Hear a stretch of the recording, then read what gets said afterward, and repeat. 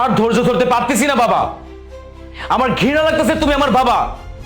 ভুল করেছি আমি, তোমার তো যোগ্যতাই নাই আমার সাথে থাকার। তোমাকে না বৃদ্ধাশ্রমে পাঠানো উচিত ছিল, আমি পাঠাইনি। কিন্তু না, এখন আমি ঠিকই তোমাকে বৃদ্ধাশ্রমে পাঠাবো। ছেলে আমার মস্ত মানুষ, মস্ত অফিসার, মস্ত ফ্ল্যাটে যায় না দেখায় পারো। বাবারে নানান তুই কি রকম করছিস? আসবাব দামি, তুই আমার সন্তান।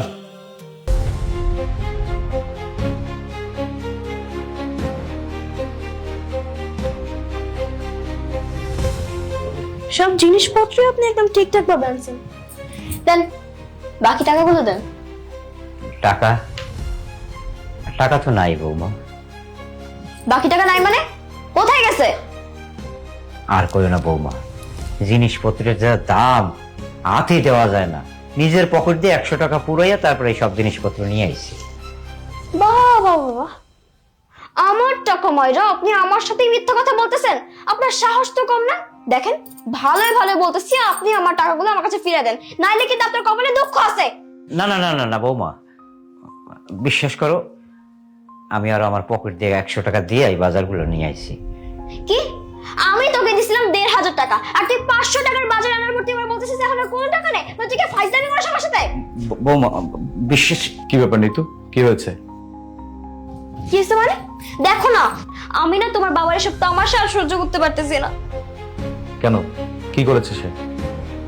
জানো, তোমার বাবা না আমার টাকা চুরি করছে। আমি তাকে সকালবেলা বলছি যে বাবা, আমার না শরীরটা একদম ভালো লাগতেছে না, আপনি কি একটু বাজারে যাবেন, গিয়ে জিনিসপত্রগুলো নিয়ে আসবেন? ও মা, সেদিকে হঠাৎ করে রাগ করে উঠলো, চিল্লা পাল্লা করে আমাকে বারবার খালি এক কথাই বলতেছে, সে নাকি এই বাড়ির রাজা, আমি নাকি এই বাড়ির চাকরানি। তুমি বলো, আমি কি এই বাড়ির চাকরানি হই? আমি বাড়ির বউ হই না? আর শুধু এগুলাই না, সে আমাকে আরো অনেকগুলো কথা শুনাইছে। শেষে আমি আর সহ্য করতে না পেরে এই গরমের মধ্যে নিজেই বাজারে গেছি, গিয়ে এই জিনিসপত্রগুলো কিনে নিয়ে আসছি। কিন্তু জানো তারপর কি হয়েছে? বাড়িতে আসার পর আমি যখন আমার আলমারিটা খুলি, দেখছি কি জানো, আমার আলমারি থেকে 20,000 টাকা গায়েব হয়ে গেছে।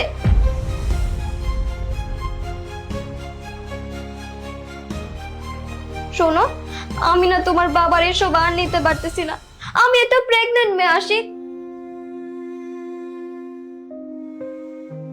তুমি জানো যে আমার কি একটা অবস্থা। এর মধ্যে যদি তোমার বাবা আমাকে এরকম ভাবে মানসিক চাপ দেয়, তাহলে তো আমি আরো অনেক অসুস্থ হয়ে পড়বো। তুমি কি চাও বলো? আচ্ছা, তা না হয় বুঝলাম, কিন্তু তুমি যে প্রেগনেন্ট, এটা তো আমাকে আগে কখনো বলনি। হ্যাঁ, আমি তোমাকে বলিনি। আসলে আমি চেয়েছিলাম খুব সুন্দর করে তোমাকে একটা সারপ্রাইজ দিব, কিন্তু সেটা তো হলো না। এই কয়েকদিন যাবত তোমার বাবা আমাকে এরকম ভাবে মানসিক চাপ দিচ্ছে, আমি যেন পুরোপুরি একটা মানসিক রোগী হয়ে যাচ্ছি, খুব অসুস্থ হয়ে পড়তেছি। এই এই শোন বাবা, বৌমা সত্যি কথা কইতেছে না। বাজারে কিন্তু আমি গেছি বাবা। বাস, আমি তোমার মুখ থেকে আর কোনো কথা শুনতে চাই না। অনেক ধৈর্য ধরেছি, আর ধৈর্য ধরতে পারতেছি না বাবা।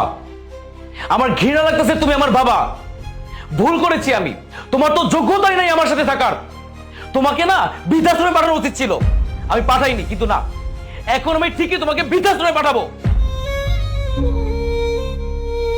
ছেলে আমার মস্ত মানুষ, মস্ত অফিসার, মস্ত ফ্ল্যাটে যায় না দেখায় পারো। বাবারে নানান তুই কি রকম করছিস? আসবাব দামি, তুই আমার সন্তান। সব তুই আমারে কম দামি, বৃদ্ধাশ্রমে দিয়ে যাবি? একমাত্র এ বাবা, তোর ছাড়া আমি আমার আমার কেমনে থাকবো? না বাবা, আমার বৃদ্ধাশ্রমে থেকে বাবা, আমি থাকতে পারবো না বাবা।